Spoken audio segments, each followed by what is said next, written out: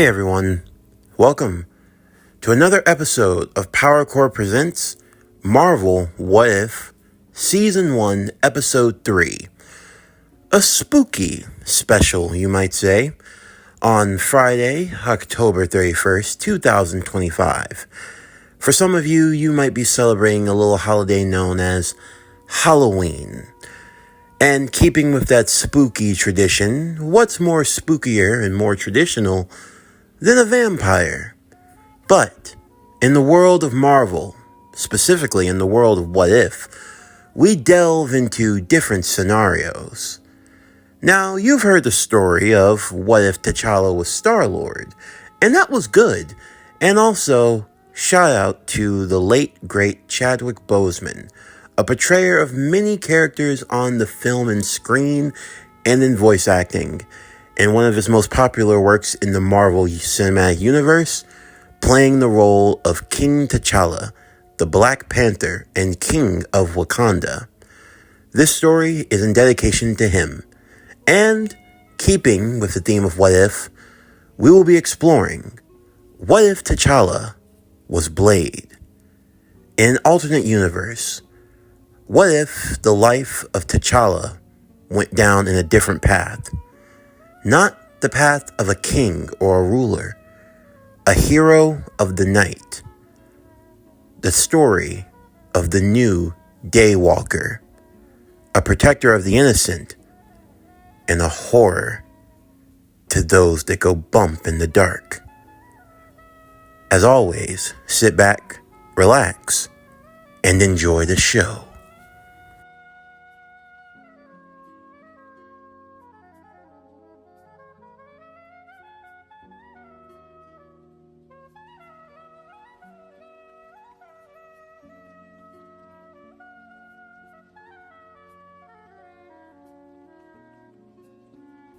Queen Ramonda sat in the beach villa, looking as the sun was beginning to set, her hand resting softly on her large belly. She was about 9 months pregnant. This would be one of the last times that she would be enjoying the view of the beach all to herself, as next time she'd be with her son. Of course, she was not just the queen of any nation, no. She was the queen of Wakanda, a nation hidden from the world, advanced in its technology and science, but still connected to its earthly and spiritual roots.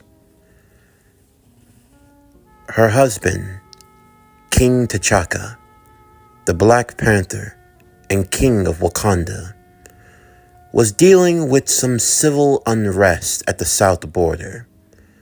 They owned this territory that was outside of the walls of Wakanda, towards the Atlantic, in the country of Africa.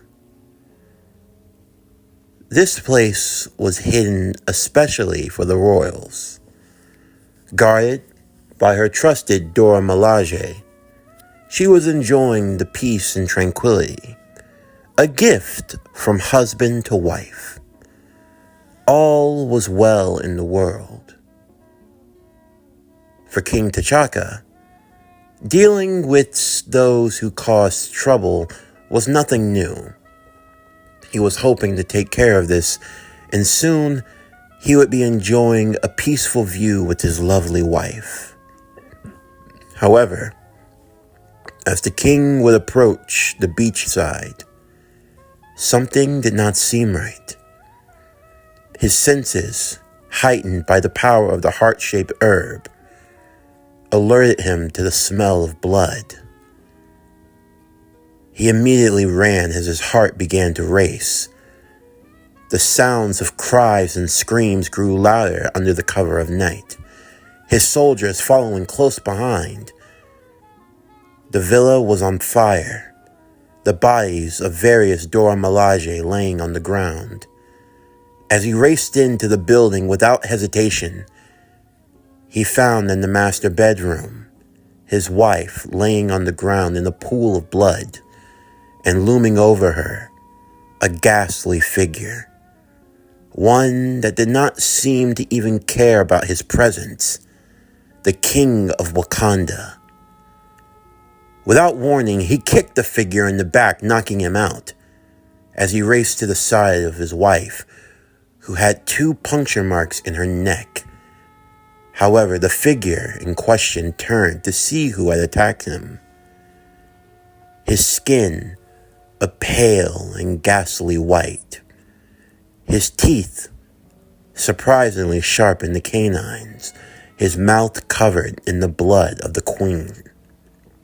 His eyes, sunken black. Your Highness, I did not mean to intrude, but your wife invited me. I was hoping I could get to see. Yeah!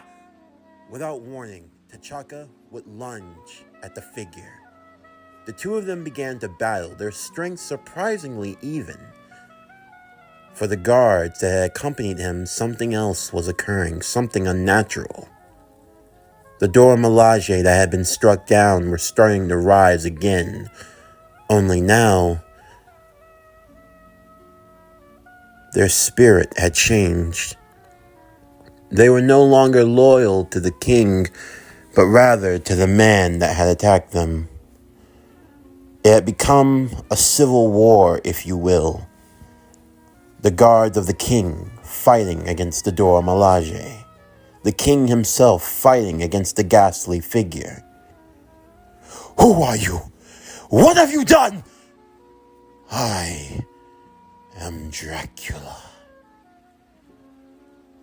My people have told me of your country, and I must say, you have done well to keep yourself hidden from the world.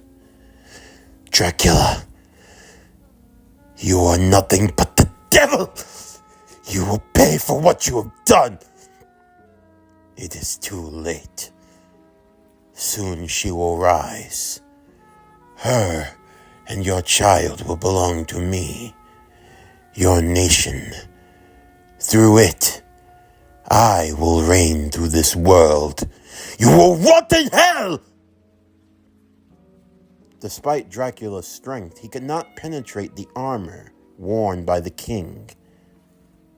As they continued to fight, the vampire Dora Milaje would aid their master.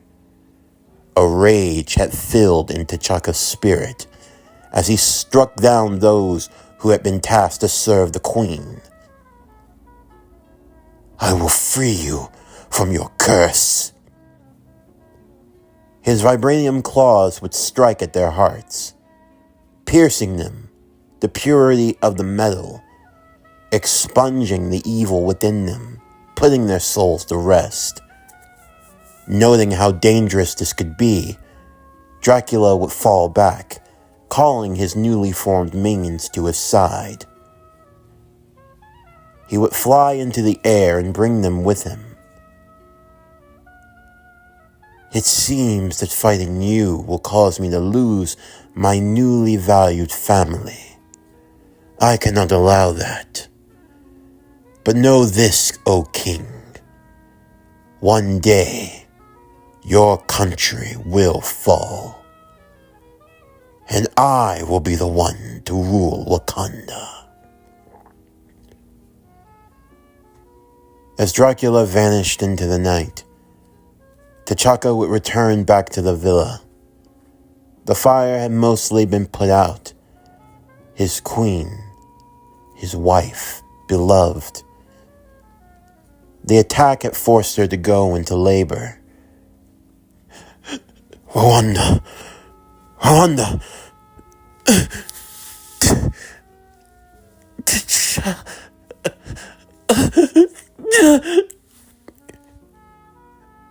His guards would do their best, helping in the emergency C-section.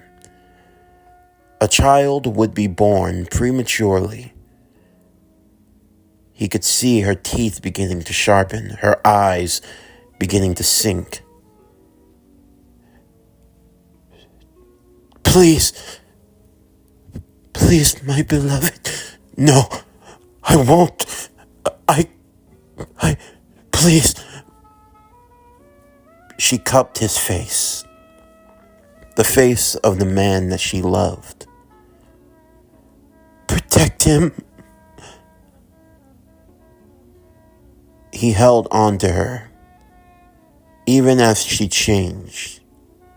The baby was taken to another room. The king would stay with his wife, fully armored. He held on to her as she lost her sanity. She tried multiple times to bite him in the neck, but it failed. Even as she bit, tears ran down her eyes. Eventually, she stopped resisting. The pain, the newly found hunger, it boiled inside of her. She wanted to feed, but she could not. He held her for hours on end until the sun rose. And when the sun came,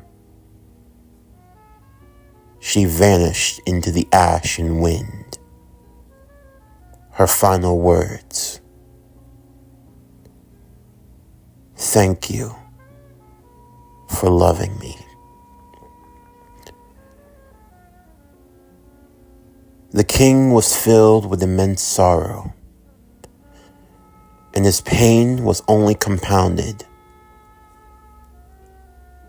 The elder wives of Wakanda had watched over the newly born child, whose birth had been kept secret. They came to the king with alarming news. "Your Majesty, yes, how is the boy? He is stable. But what? What is the matter? If what you have told us is true, he has been marked by evil. Marked by evil. He bears the blood of the damned king." What are you saying? What we are saying is that by law, he should be. I will not. I have buried my wife. A casket filled with nothing. You dare to tell me, please, Your Majesty, even if you wish to keep him alive, the ancestors will not accept him.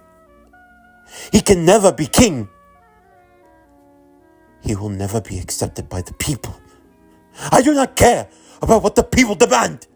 He is my son. He bears his mother's blood, my blood, and his. He carries the blood of the man that killed your wife, our queen. He cannot sit on the throne. What you decide to do with the boy's fate is up to you. But he cannot be king of Wakanda. He will never gain the heart-shaped herb. You know this.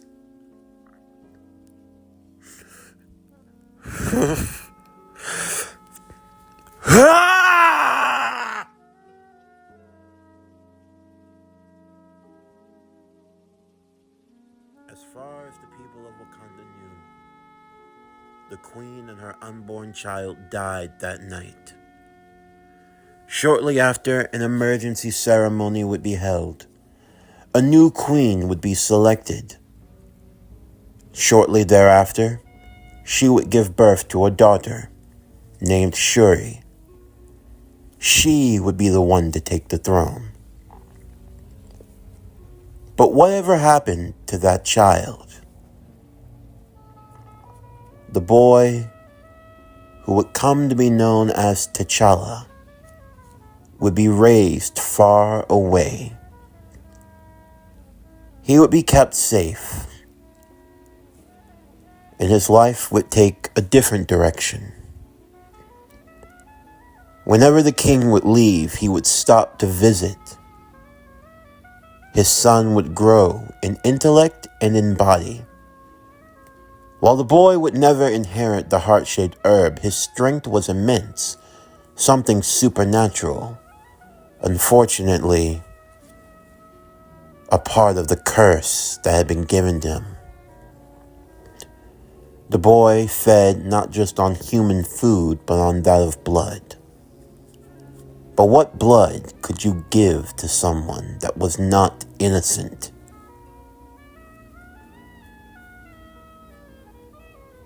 The blood of enemies, traitors, rebels, those who wished to harm Wakanda, those whose lives were already forfeit.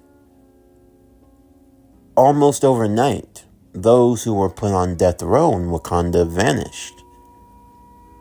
Their executions held in another area. And the executioner, a boy of darkness. He would be known as T'Challa, the Daywalker.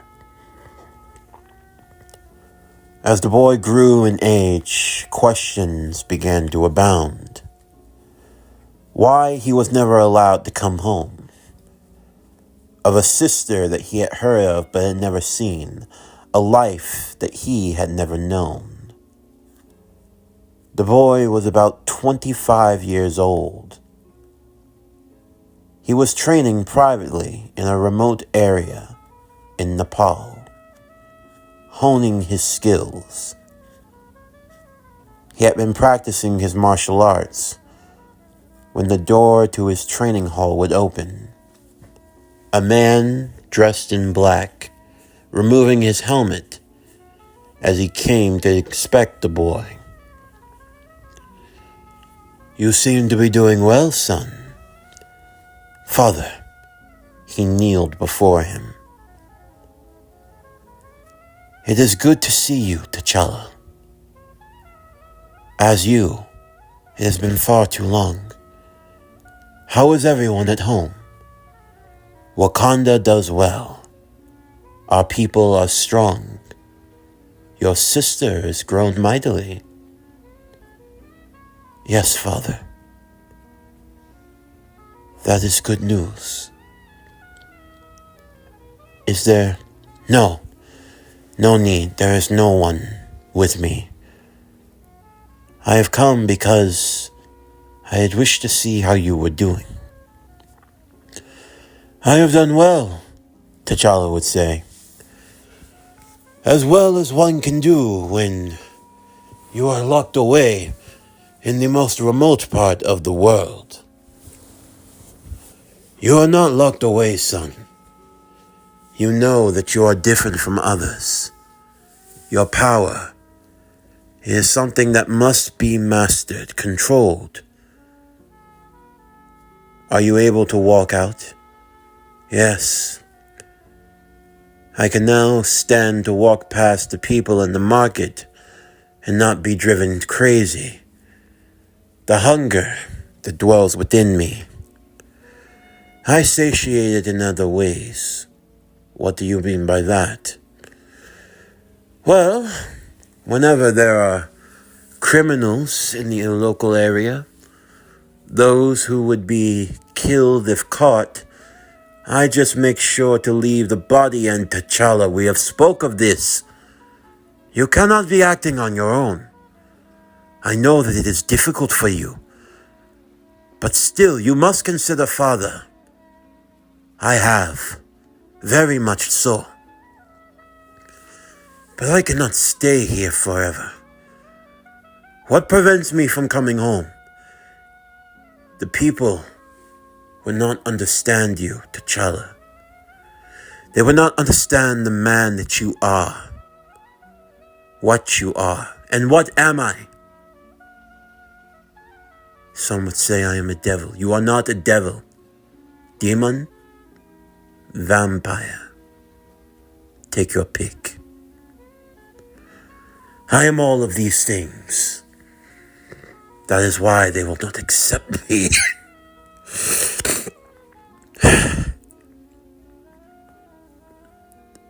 this is all that there is to my life, I could do so much more. In time, yes, my son. But we must take our time. That is the only way. T'Chaka would hug his son, giving him his regards, a list and a load of supplies, everything he would need to make his stay comfortable before departing for home. Yes, home. The place T'Challa had never been and most likely never would be. He knew why. The man that had killed his mother, the man that sentenced him to this life, the bastard Dracula.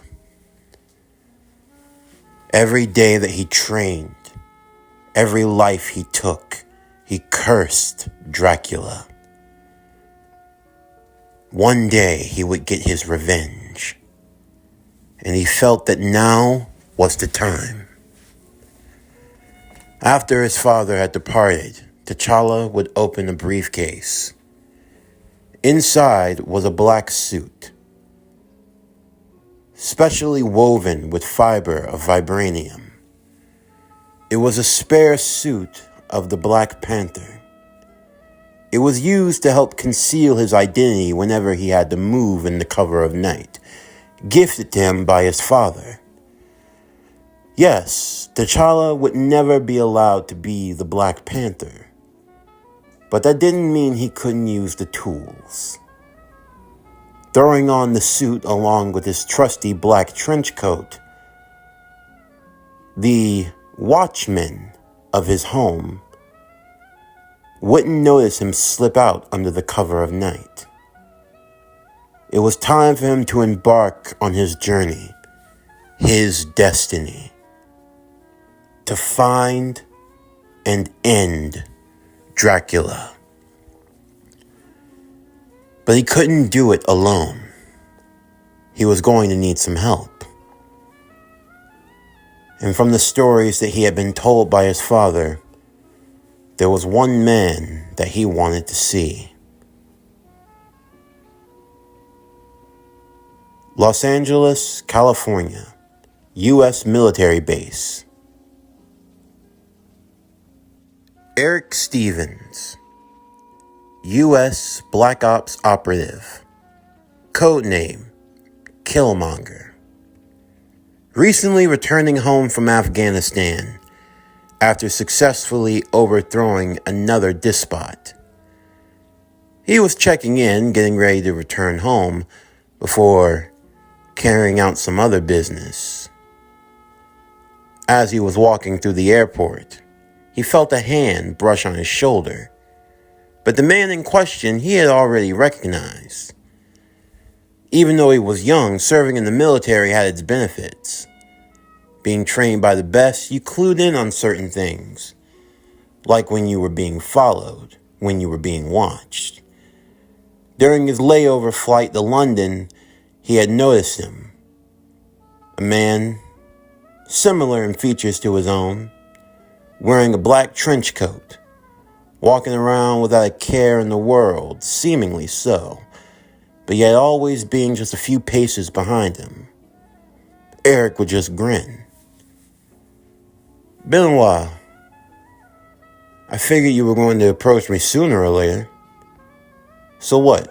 You didn't feel comfortable sitting with me for 12 hours?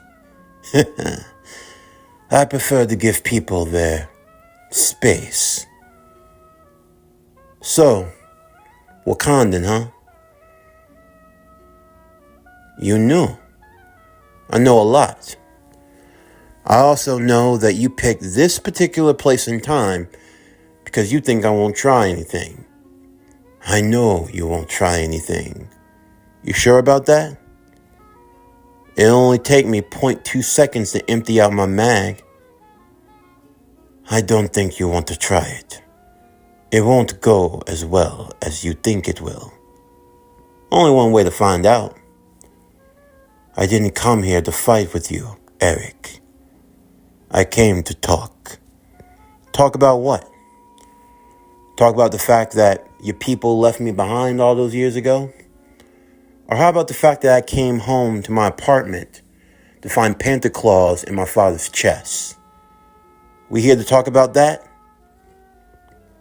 What are you talking about? Huh, you don't know. Yeah, you don't. My father was killed by the king of Wakanda. The moment he said those words, T'Challa's face would change, the muscles in his forehead furrowing.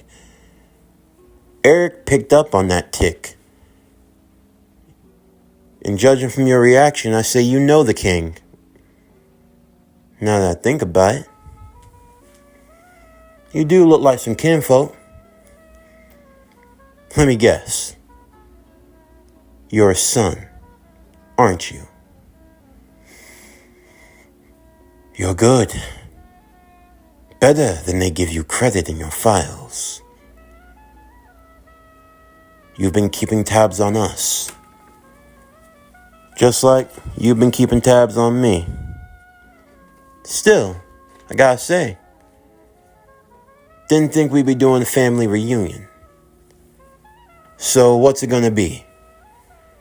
We talking, or we just getting down to business? Up to you. 10 minutes later, both Eric and T'Challa would be sitting across each other in a Denny's. Both of them ordering their food and talking politely enough, although the both of them under the table had their hands laced around their guns, just in case things got to the worst case scenario, although T'Challa was hoping it wouldn't get that far. Wow, that is actually fucked up. Sorry about your moms. I appreciate that. I believe she is truly a lovely woman, but I would never get to know. Yeah, I lost my moms when I was young too. It's just me and my dad. Well, it was until you know. Then again, I can't really get mad at you. After all, you got sent off to Alcatraz. Old tactic, huh? What are you talking about? I'm pretty sure you already know, so I don't have to explain it to you, but I guess since we're in a giving mood, I'll tell you. Your pops is using you. Those people that he brings for you to feed on, they're criminals. Do you really think that, though? Are you sure they're criminals? Criminals to Wakanda. And you think having them get fed on is a just punishment? So how do you do it? You know? Walk around in the daylight. Aren't you supposed to burn up, turn to ash? By the way, is that whole thing about garlic true? What about silver bullets? Stake to the heart? Stakes to the heart do kill vampires, yes. I've come across a few of them myself. Yeah, I've heard about them here or there, Eric said. Didn't actually think they'd be real until now. I mean, assuming you're telling the truth, but I don't think you'd lie about something like this. So, to make a long story short, you came all the way to find me out, 'cause you want some help killing Dracula. Yes. And you really think that I'm going to help you? All I can do is ask. Now, for me, this is a golden opportunity. You know, I figured it was going to take me a whole lot longer to get to Wakanda.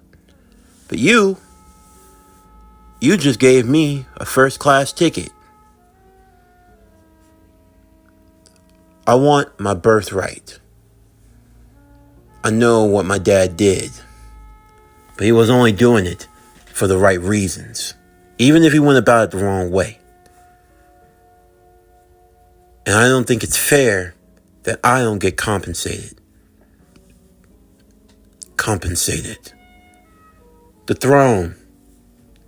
You want me to help find your mom's killer? Cool. I want the throne. You get me to Wakanda.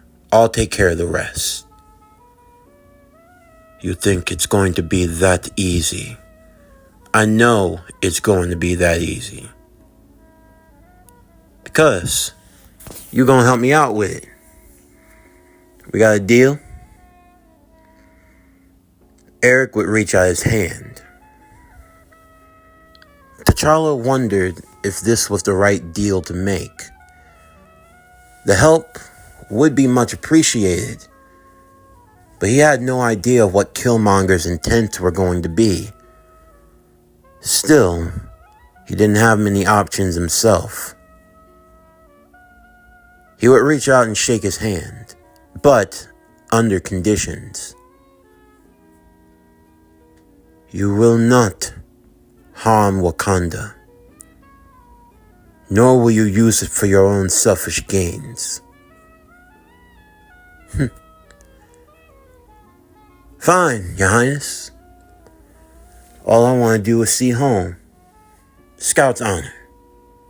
He gave a wink. So, first things first. You want to get to Dracula, we gotta get some information. And in order to get some information, we gotta find ourselves a vampire. The two of them would go to the military base where Eric was stationed. With some clearance, T'Challa was able to get in. They would go to a private networking section where any information could be found as long as you were looking in the right place. You have so much clearance. One of the perks when you travel around the world and fight for good old Uncle Sam. Of course, there is a lot of stuff that I can't get into. But, hack a few files, go through a couple of databases, and you find a thing or two. Like what? Ever heard of S.H.I.E.L.D.? S.H.I.E.L.D. Yeah. You could say it's technically a global defense force, but really it's just a front. They fight a whole lot of weird stuff that only sounds like the stuff of legends. You know, Captain America, things of that nature. And then you find stuff like this. Project Occult. Back in the day, they used to have a research division. You know, myth, magic, all that other stuff. Stuff that they always say is just fairy tale. But it's far from it. They always say the greatest trick the devil ever played was making everyone believe that he didn't exist. That was their job. They make you believe there's no such thing as a devil, then boom, turn around, find the guy with a couple of horns and a pointy tail. They were usually on the right track. So what about this division? Well, there are a lot of files, cases that went unsolved. Among them, this one. A guy back in 1984. Goes by the name of Deacon Frost. Used to be a pastor down in Mississippi. Turned his whole congregation into monsters. They sent someone to wipe him out. And that someone was this guy. Eli Bradley. Status Captain America. I was always told that there was only one, T'Challa said. I even heard stories about how my grandfather helped him during World War II. Yeah, that's the history they don't tell you about. He wasn't the only Captain America. There were others. Different projects, experiments. A program called Weapon X. Eli? He was just another one of those weapons. But you know how it is. They don't like to give the black man credit for anything. Had him locked away, but he broke out a few times. Had a couple of missions here or there. He had this weird story back in the day where he fought someone in South America. Somebody called the Winter Soldier. The Winter Soldier. Still, I've never seen anything of it. He's out in Baltimore. We pay him a visit. Maybe we'll get more answers. 24 hours later, the two were in Baltimore. They were both dressed professionally in suits. One in a blue shirt, one in red. As they knocked on the door, a woman would open. "Hi, is there something I can do for you?" "Yeah, we're here to see Eli Bradley, if you don't mind, ma'am." "Oh, friends of Eli. Military." "Oh, okay. I'll see if he's feeling up to it." Shortly after, the two would walk in. As Eli was sitting on his couch, he turned to see them. "Elizabeth, I don't know these two boys. What are you? Brothers?"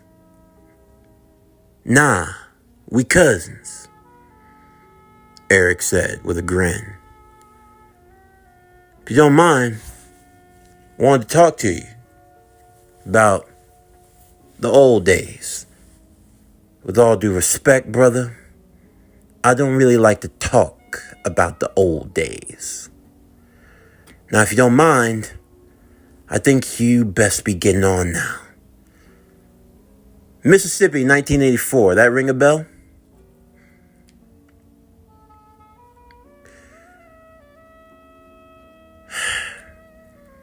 You just can't leave well enough alone, can you? "We did not mean to cause you any trouble." "Yes, you did. You know, I try very hard to be just a regular old tax-paying citizen, but then here you go, bringing this bullshit." Calm down. "What do you want?" "You fought against Deacon Frost," Eric said. "What can you tell us about him?" "What can I tell you about him? He was the devil, boy. What he did to those people in that church makes you sick. I still got the scars from it. I had to put them down, even children. It was not easy for you, I am sure. Why the hell do you want to know about him? Is he still alive?" "Probably. But even if he was, he's probably still locked away now. Where can we find him?" "What the hell are y'all trying to do?" "You wouldn't believe us if we told you. Try me." "So let me get this straight," Eli would say. "You are some half-human, half-vampire hybrid from some ancient African country that's been hidden away from the rest of the world, whose mama got killed by Dracula. And now you, T'Challa, Blackula, you might say, want to try to go find Dracula and kick his ass." "In one way of putting it, yes." "Well, ain't that a bitch?" "Telling me old Dracula's real, huh? So I guess he ain't just one of them cartoon characters you see on the Saturday morning program, huh?" "He is real. Very much. We need to find him. I believe Deacon Frost could be the key." "Well, supposing you didn't hear this from me, but let's just say if he was alive,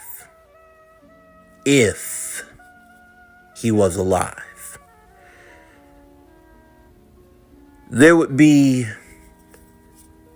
a building in Washington, a particular building, not too fancy like, on 3rd and Main. It looks like nothing but an old repair shop. Suppose that you made your way inside.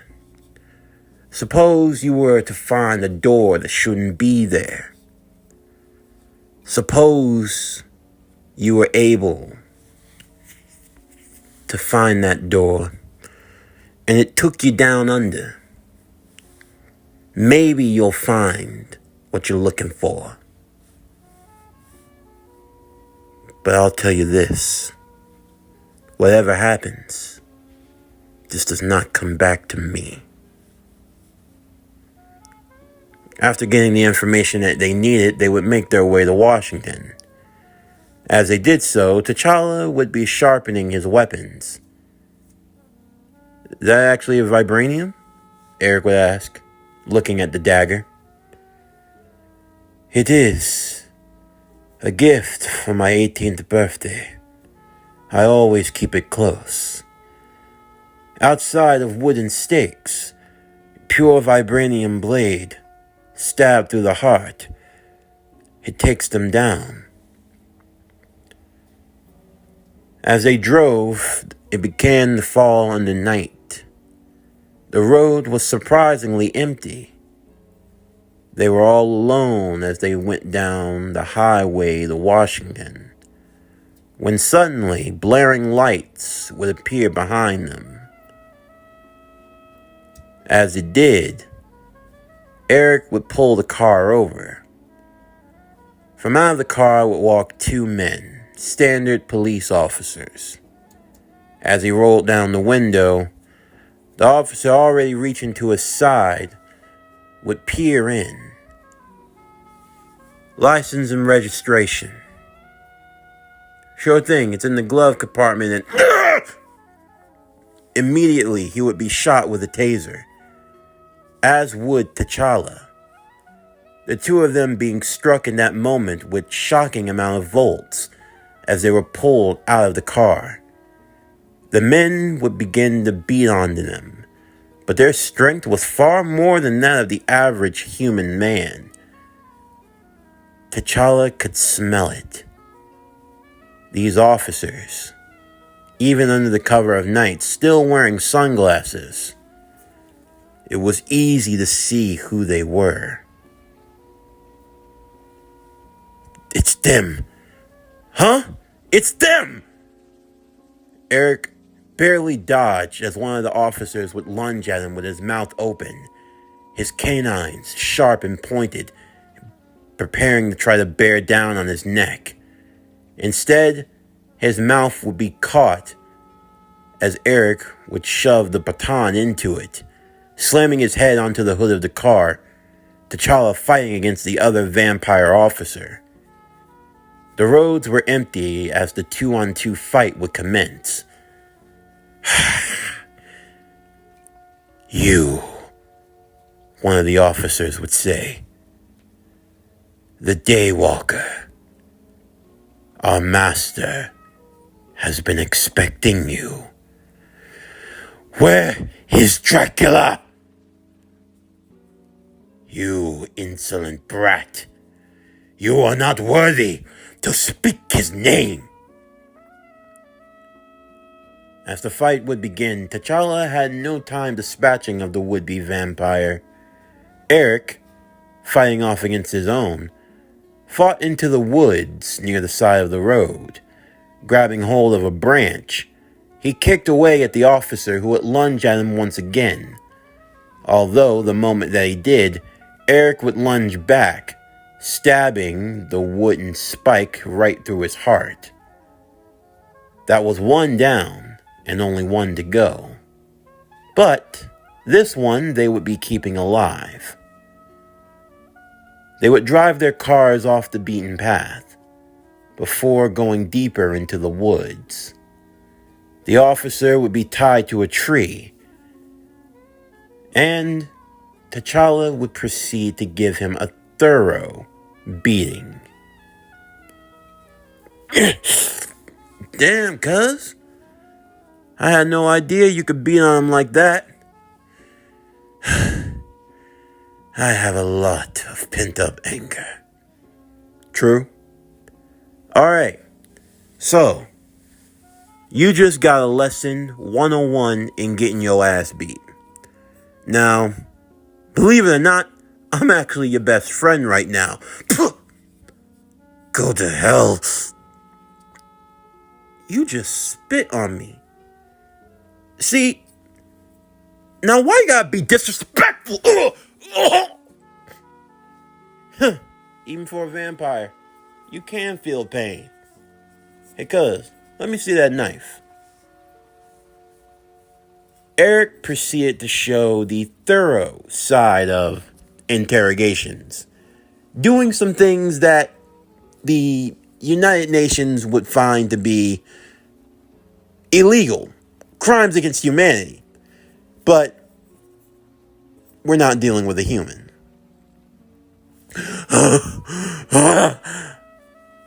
Damn! Look at all that skin!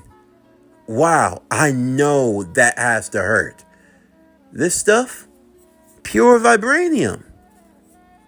It's like poison to you guys, right? Probably feels like multiple needles digging into you inch by inch.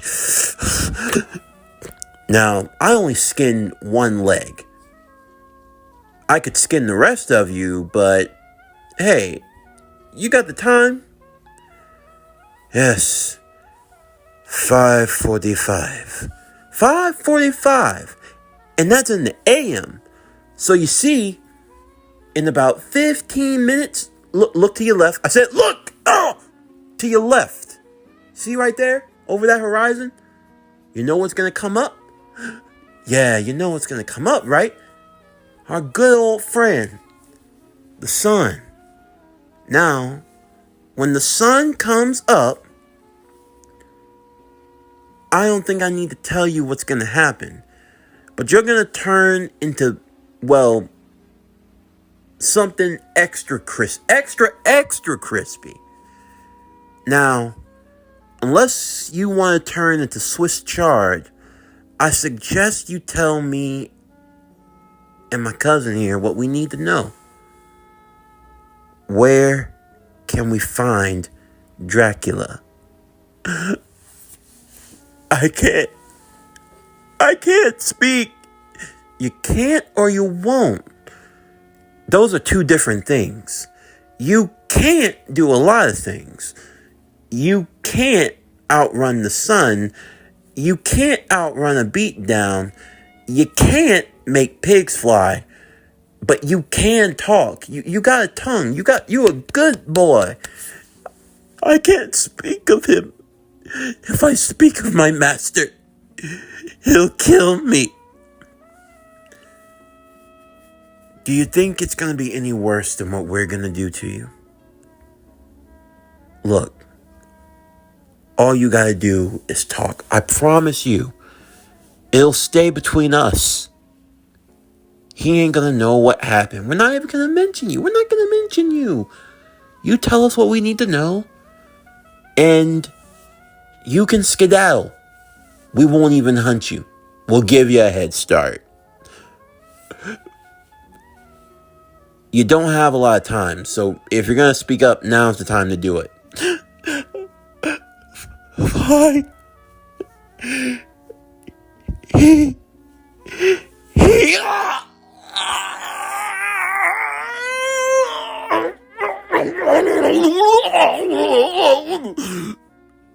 Please.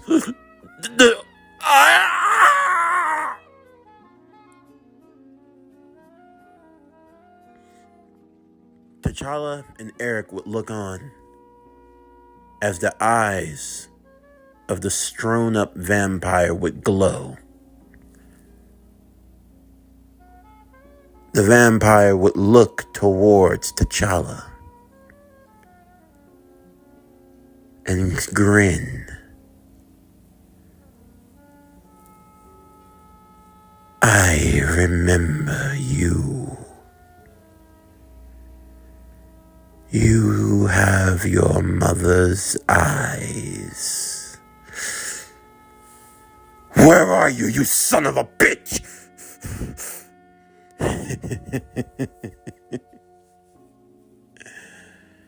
I told your father one day I would return.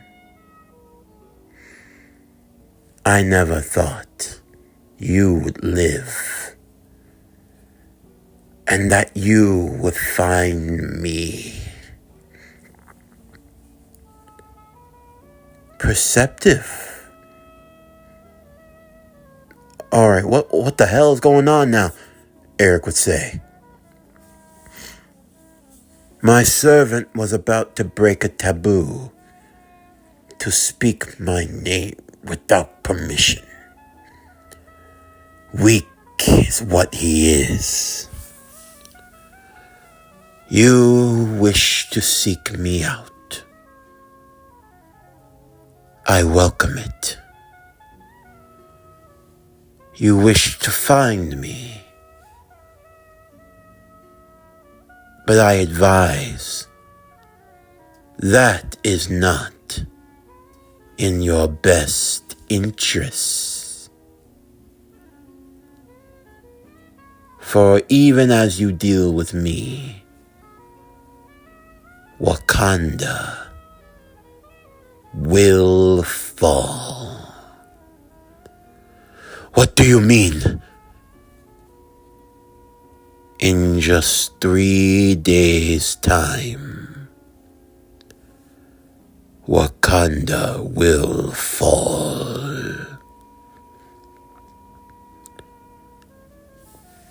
The sun would begin to rise, the first beams of light hitting upon this tied-up vampire. Eric and T'Challa would stand back, watching as he slowly disintegrated into nothing. What the hell does he mean by that? He's going to launch an attack on Wakanda. An attack on Wakanda? Are you serious? We need to get to Wakanda. Do you even know where it is? How in the hell are you even gonna find it? 'Cause last time I checked, your daddy made pretty damn sure not to tell you where home is. He may not have told me where home is, but he's told me about my home's enemies. And this one is the greatest of them all. His name is Ulysses Klaue. If we can find him, we can find Wakanda. You said Klaue? Yes. He was the man your father was working with. Is that right? How exactly are you gonna find him? I won't, T'Challa said. But you will. If there was one thing that was guaranteed in life, you could always count on a corrupt politician. And the one thing about corrupt politicians, they always did a lot of their dirty work in third world countries.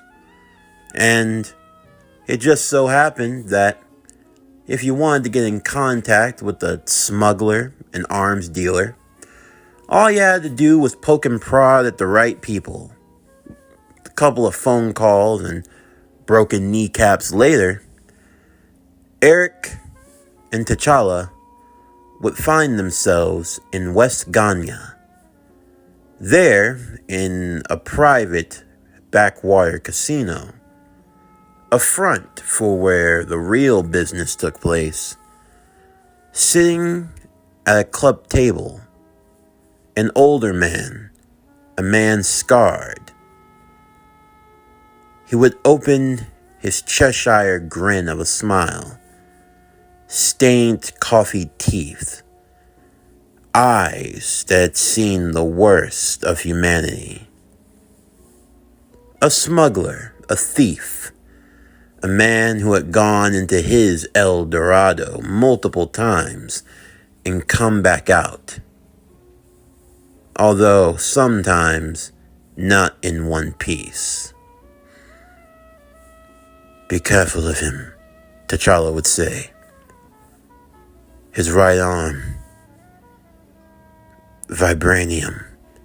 How the hell can you tell? I can smell it. Oh, here they are, Claw would say.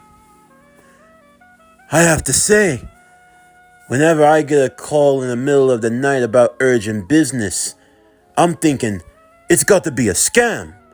But then you show up with a truckload of guns. Premium shit, too. Real good stuff. Everyone, drinks are on me thanks to him. And you want to know the best part? He didn't even charge me any money. Could you believe that? Claw would be laughing hysterically, but T'Challa and Eric, they weren't in the laughing mood. I take it you're not a joker. Well, here, have some rum. The best the money can buy. It's the least I can do. We don't come for drinks. Yeah. Word is, you know how to find the City of Gold, Eric would say. The City of Gold. The City of Gold. So that's what this is about. I don't know what you think you know, but me, I just run guns, weapons, explosives. That's what I do. I don't know about your City of Gold in Wakanda, T'Challa would say. You know how to get there, don't you? Yeah, you and my pops was real close. You know him, don't you? Remember me? You used to come to our apartment all the time in California and kick it. Yeah. Yeah, you're Eric. Aaron's boy, yeah! Like father, like son. So, trying to find your way home. But why? Why so urgently? You really want to go to the land of savages? The people at the table would laugh alongside him, as Eric and T'Challa would look at one another. Without warning, Eric would shoot out the lights inside of the establishment. Gunfire would start to rain. Blood-curdling screams followed. T'Challa wasted no time. By the time Claw had been dragged out, the room was filled with nothing but cries and the smell of blood. The blood running down the lips of T'Challa. As Claw would raise his right hand that turned into a cannon, firing it immediately. But T'Challa would close the distance with blinding speed, grabbing hold of Claw's cannonized arm and ripping it off of him. Eric holding it in kind. Damn, this thing's heavy. How much vibranium it take to make something like this, huh? Wait, please.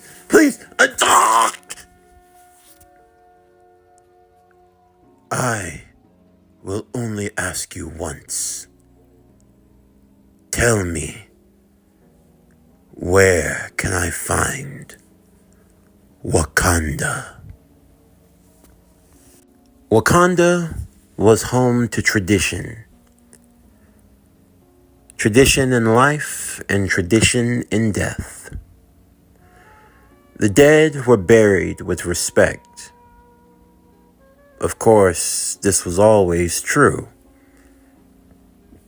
Throughout the years, with the ever-growing need for secrecy, the work of smugglers like Claw and the like, many brave warriors, both men and women, died in the front lines. Their graves marked in a special plot of Wakanda. But if one were to have examined their bodies, more closely, they would note that almost in an imperceptible way, those bodies had marks. Marks unbefitting of one killed in battle. For King T'Chaka, along with his new queen and his daughter, the stresses of being a king day in and day out, they were getting to him. Of course, there was always the secret of his son, someone he believed could never be accepted in Wakanda. The war on the out and within. He had spent his resources hunting the vampire king, but to no avail. Today, a ceremony was going to be held for the lives lost in the last raid that was caused by Ulysses Claw. In total, almost 200 had lost their lives. The king would be speaking on their behalfs at the gravesite. The ceremony would begin in the evening as the sun would begin to set. As hymns were sung by the civilians, gathering in the meeting place as the king would stand before them. Unbeknownst to the people, far, far away, one of the casket's doors would lift open. Standing out, a frenzied Wakandan native, their eyes glowing a feral red, their mouth watering, their teeth and canines extended and sharpened. It was only through the will and the order of their master that they had been kept hidden for so long. Yes, for years, Dracula had been systematically picking off Wakandans. With aid of his vampired Dora Milaje, he was given the secrets to Wakanda. He knew that attacking them outright would be suicide. But with their technology, with their advancements, taking over the world would be assured. All he had to do was take the most valuable piece off the board. The borders, the gates, those who patrolled its edges, they would be the first eliminated. Dracula stood on the outskirts of Wakanda with his forces behind him. In total, they were only able to get 99 inside. They caused chaos on the inside, open up the gates, invite us in, and once we're there, we aim for the people. Not the king. Yes, master. Dracula's plan was foolproof. They weren't going to aim after the soldiers, no, but the common folk, the people. You turn enough people, you break their will. Family against family, father against son, mother against daughter, brother against brother, sister against sister. Divide and conquer. The will of the Wakandan people was strong, but were they strong enough to kill their own family? If even a king could not kill his wife, how much more so could the people kill their own people? As the ceremony would begin, far off, on the outskirts of Wakanda, at their borders, those who were patrolling the gates, they would be surprised as they saw someone approaching. It looked like a fellow guardsman. As they approached, they did the insignian sign of Wakanda, a salute. "I'm here to relieve you." "Oh, really? Well, that's good news. I thought I was never going to get out of here." "Say, are you all right?" "Why do you ask? You just seem rather pale."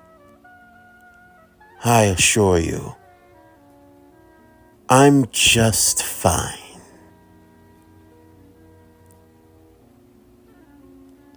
As the gates were opened, Dracula with his forces would slowly make their way inside. "You have done well, my child." "Yes, my lord." "You have your assignments. We will strike at the people, village to village. We will make our way to the capital. Even by the time they put up their defenses, it will be too late." Before Dracula even knew what hit him, the revving sounds of a large Humvee could be heard. Along with his forces of almost 1,000 vampires, they turned to see them approaching. Dressed in black, his trench coat bellowing behind him as he stood on top of the vehicle, glaring right at him. "So, the lost child's finally come home. Take care of him." "Dracula!" T'Challa would lunge, using his guns that were dipped their bullets in holy water. He would shoot at the various vampires that attacked, a gun in one hand and his vibranium blade in the other, mowing through the horde that had come after him, while others began to descend into the nation. Alerts would begin to ring as the king would be informed of what was happening. The people, those in the lower parts of Wakanda, were now under attack. He would mobilize his forces, the Rhino Riders. His daughter Shuri looking on fearfully. Wakanda had faced some attacks before, yes, but never had they been invaded like this. Shuri, along with her mother, would immediately go deep inside of the royal palace, locking themselves in as T'Chaka would arm himself for war. The vampires were quick. They attacked the weaker ones, as they would be easier to turn. They would set their sights on fellow family members, and they would turn as well. Like a disease, they began to spread. Killmonger and T'Challa would fight together near the entranceway, mowing down the vampires that had stayed to fight them. For Eric, he had managed to reshape Claw's vibranium arm into a weapon, using it like a gun, firing sonic blasts, knocking back hordes at a time. With a stake in hand, and using his skills as a soldier, the two would fend off against the vampires that fought them. Though it seemed like they were going to be outnumbered, and soon be completely overwhelmed. "Well, you said you wanted to come home, didn't you? What do you think of it?" "It could definitely use some upgrades, but we need to focus on getting rid of these dead bastards right now." "You will not stop Lord Dracula!" T'Challa would make his way through the horde, Eric telling him to go along and that he would fend them off. T'Challa wanted to stay, but Eric would yell for him to go. "You gotta keep your family safe, right? Well, go on then! I'll be right behind you. You better be." Some of Dracula's men had gotten a hold of flying crafts and other weapons in the armory. They were going to start killing en masse. Once this was done, all chaos would break loose. There was no mistaking it. Wakanda was under attack.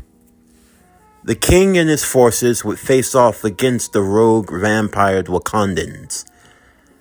The king now knowing for himself that Dracula had returned.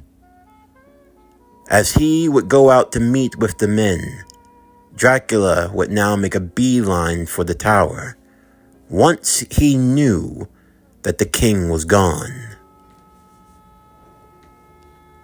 He had been keeping tabs on King T'Chaka. He had even sired another child. Unfortunately for him, his attempts at brushing the past away, hiding the truth, it would come back as the worst of karma. Dracula would approach the gates of the palace. The various soldiers coming out to stop him would be taken down with ease, as Dracula drew his sword, the ebony blade. He struck them down and cursed them, bringing them back as his dead soldiers once again, forcing them to help his way get in. The doors would begin to fall. As they entered into the palace, servants and others would cower in fear.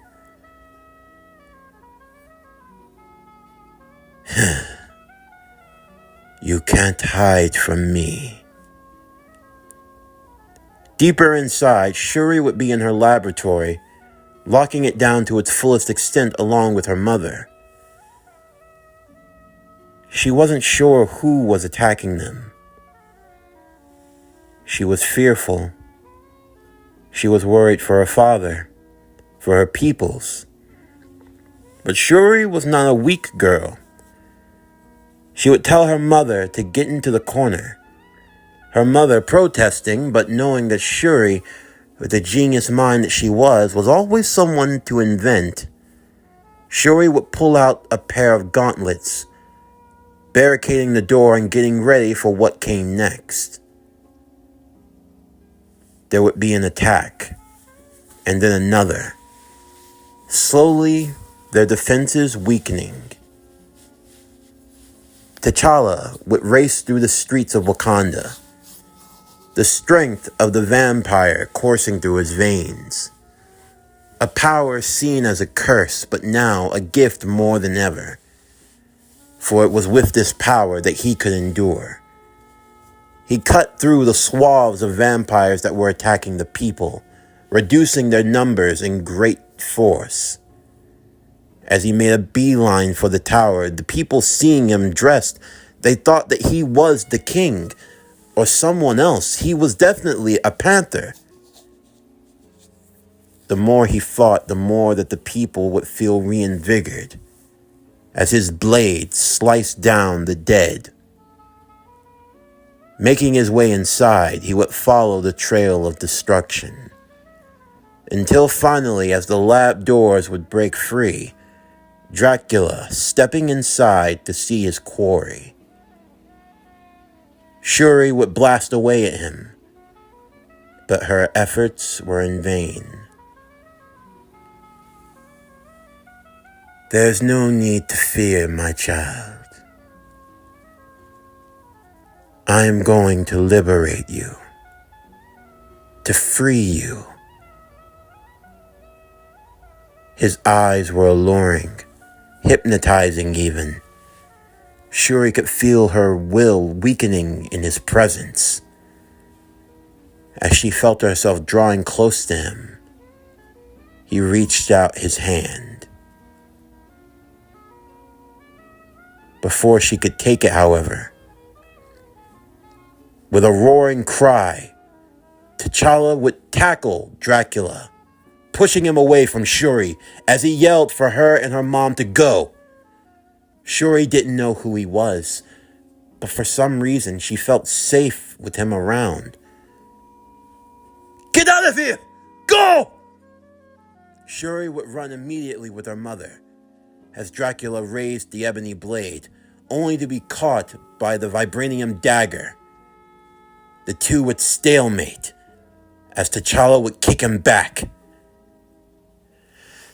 So, you're as persistent as ever. Hard to kill. You should know better than anyone. You will pay for what you have done, Dracula. I'll pay? Seriously. You fight so hard for a home that does not even know you. For people who don't even know you exist. Do you know why you were cast out? Because they would never accept you. You are not a son of Wakanda. You are the son of Dracula. You are my spawn. The day that I injected my venom into your mother, you became mine in every way, shape, and form. You have traveled across the world. For what? To meet your demise? A father that abandoned you. A sister that doesn't know you. For people that don't love you. You think I care? It doesn't matter if they know me or if they love me. What I fight for is greater than you can ever know. I may not be a son of Wakanda, but I will be the blade of Wakanda, and I am the blade that will cut you down. Dracula would charge at T'Challa. As the two of them would fight, years of rage and anger built up inside of him. The laboratory would begin to be destroyed by their carnage and chaos. As they had gotten to the outside, Shuri will alert her father of what was happening. Thanks to quick coordination, the vampire threat was being subdued. Once he had been told that Dracula was in the palace, but that his family was free, he would order for more lockdown protocol. Operation Devastation.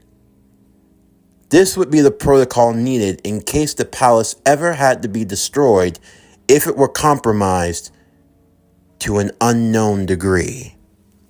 Emergency doors would activate, locking anyone who was already inside. Dracula could feel the shift. His forces beginning to dwindle. He knew that it was best to retreat, but now he'd have no way of escaping. Dracula and T'Challa would fight outside of the laboratory into the royal palace itself, into the throne room. Dracula and T'Challa. They could feel the ground under them beginning to shake and rumble. Dracula knew what this meant. That bastard, he's going to blow up the palace. I have had enough of these games. Dracula would overwhelm T'Challa, stabbing him through with the ebony blade, pinning him into the ground. You can die with the country you love so much. Dracula would attempt to escape, using his strength to punch at the walls and doors, denting them in, even them reinforced with vibranium. He would punch repeatedly, punching as his knuckles would bleed. His strength overwhelming. He was going to break out. He refused to let this be the end of him. The ebony blade coursed its cursed magic inside of T'Challa. It was hard for him to move. He felt the effects of the curse seeping into his very essence, as if he were being fully converted. He felt himself blacking out. He wondered if this was going to be the end of him. If this is what all of his fighting had led him to. But as he felt himself losing consciousness, he could feel a spirit, the presence of someone he had never seen. "You're not giving up so easily, are you, son? Who are you?" "The person who loves you. No amount of evil could purge me away from the soul of my son."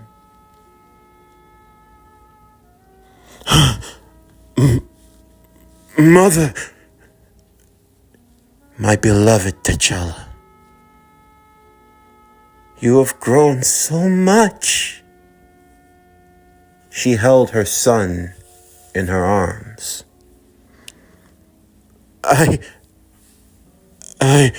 It is okay. You have fought.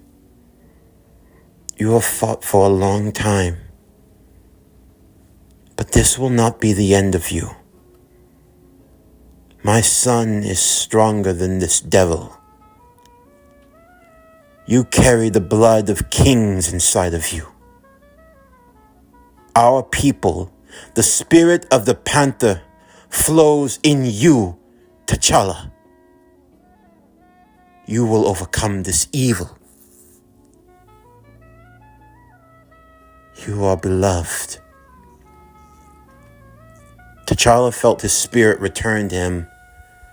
As he awoke to the palace shaking, the door slowly being bent free, T'Challa would use his strength to pull the blade from out of his body.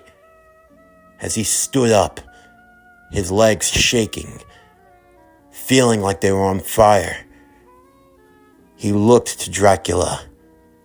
With all of his might, he lunged into the air and stabbed him in the back. Dracula felt the ebony blade pierce through the other side. Looking down upon it, he turned to see an angered T'Challa, the broken mask of the panther. Before he could move, T'Challa would drive him to the ground. The building was in its final stages. The palace would begin to erupt. The vampire horde being corralled by the allied nations of Wakanda. The averaging tribes striking down at their undead foe, some with a heavy heart. They watched on as the palace would fall, burning in destruction. The explosion would be great and enormous. What had been the status symbol of Wakanda now reduced to rubble and ash. T'Chaka watched on solemnly as he rejoined with his wife and daughter. He was grateful to have them, but when Shuri told them of the man that had saved their lives, a pit in his stomach would form. Without thinking, he raced towards the building, cursing himself for having done something so foolish. His son was inside. By the time the explosions had finished, nothing was left but rubble and debris. He would pull back at it, pulling it up. No! No! No, no, no, no, no! T'Challa, no! No! Your Highness! Your Highness, you have to... No! I won't lose my son! A large tremor would be felt, and shooting out from the ground, Dracula. Burnt, battered, cut, bruised, missing an arm. T'Challa would rage. You killed my son! Dracula grabbed him by the throat, but that didn't matter. T'Chaka would punch back, the strength of the panther that coursed through his veins, overwhelming the Dark Lord, knocking him down again and again. Dracula had to kick him away.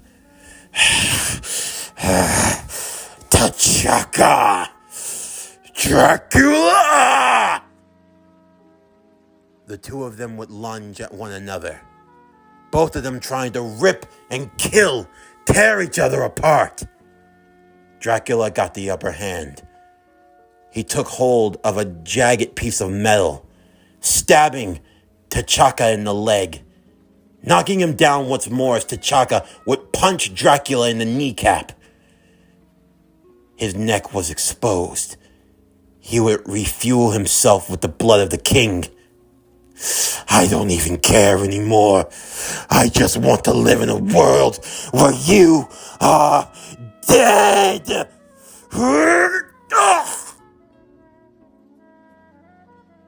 In one swift motion, the head of Dracula would roll from his shoulders. What? T'Challa would pick it up with the palm of his hand.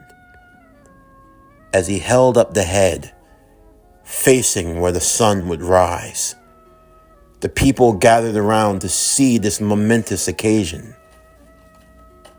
They watched as the battered and beaten Mystery Panther would hold the head facing as the sun would begin to rise. Dracula yelled, he screamed, he begged, he pleaded. He would do anything not to face this death. But his cries got him nowhere. As his head was exposed to the sun,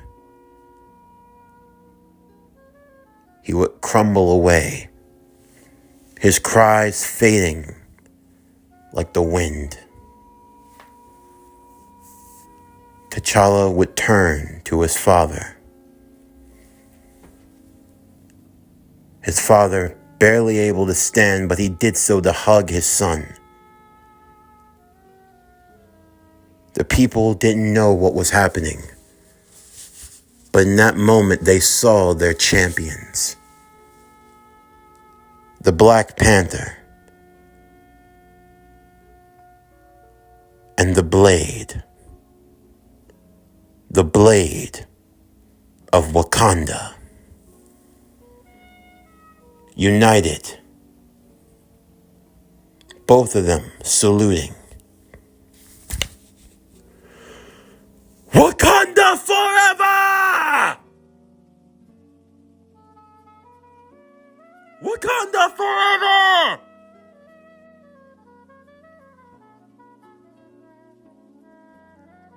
Much would have to be done in terms of rebuild. T'Challa, his story, told. The warrior, hidden from his home. The shadow, who protected his people in the night. In time, T'Challa would become a legend. As he oversaw the reconstruction from a distance, a familiar face would sit next to him. Man, I gotta say, cuz, they really know how to build around here. Though y'all could use a Starbucks. I take it you have spoken with Father. Yeah. I don't know if I'll ever forgive him for what he did to my dad. I'm just being real with you. But one thing's for damn sure. There are a lot more monsters in the world, aren't there? There are. From what I've been told, while Dracula is just only one of them. Who knows how many more there could be? And you don't want to have the throne, huh? Never even thought about being king? Even now? Perhaps in another world, maybe I could have been king. But that is not my place. For my destiny, I am Blade. Blade? What kind of a name is that? I am the Blade of Wakanda. So long as these monsters exist, so too will I. I will hunt the shadow. I will slay the demon. If there are people who fear the monsters, then I will be the one to make the monsters feel fear. You sound absolutely ridiculous. Perhaps. Though, I could use a partner. After this, man, you are out of your damn... Alright. Maybe. After all, hunting down monsters with family might not seem so bad. And you never know. Maybe someday I'll be king. You will have to wait till Challenge Day, my friend. And besides, when the time comes, maybe I'll try to, if you even think about it, I will take a wooden stake and I will shove it so far up your ass.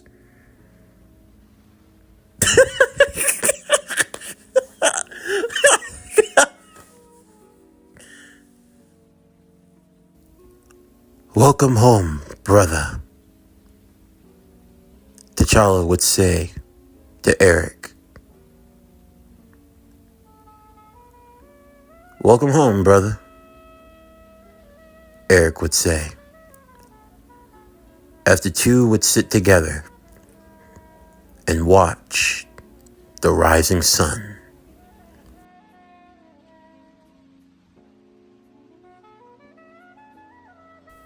This concludes What If Season 1, Episode 3, What If T'Challa Was Blade? As always, if you enjoyed today's video and everything else that we have to offer, then please don't forget to like, comment, subscribe, share, and hit that bell for post notifications so you can stay up to date on everything that is PowerCore Productions and Podcastings that's to come out now and in the future.